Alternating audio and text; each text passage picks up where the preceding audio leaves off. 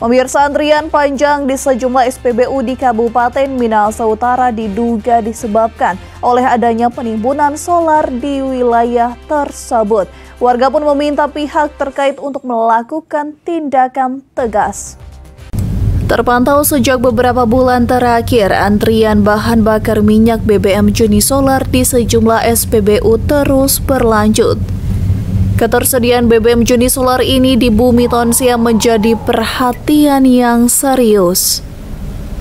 Terpantau dari antrian panjang di SPBU Kolongan dan Air Madidi, Kabupaten Minahasa Utara mencapai tingkat yang sangat mengkhawatirkan.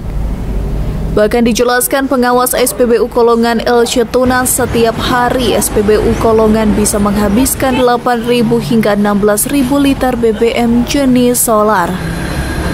Namun kata dia, pengambilan BBM jenis solar di SPBU Kolongan harus menggunakan scan barcode aplikasi My Pertamina dan tidak ada yang melakukan pengisian lebih dari 2 kali.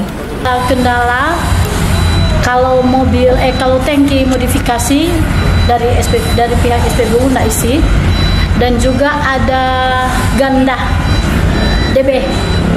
Kalau kita dapat, kita tidak isi. Oh, pernah kedapatan nggak? Iya, tapi kita tanya mana yang asli. Mereka kasih tahu ini yang asli, tapi bisa kasih keluar. Nanti berikut kalau dong so tempel, karena kita punya CCTV di muka, nggak bisa ganti-ganti DB karena di depan ada CCTV.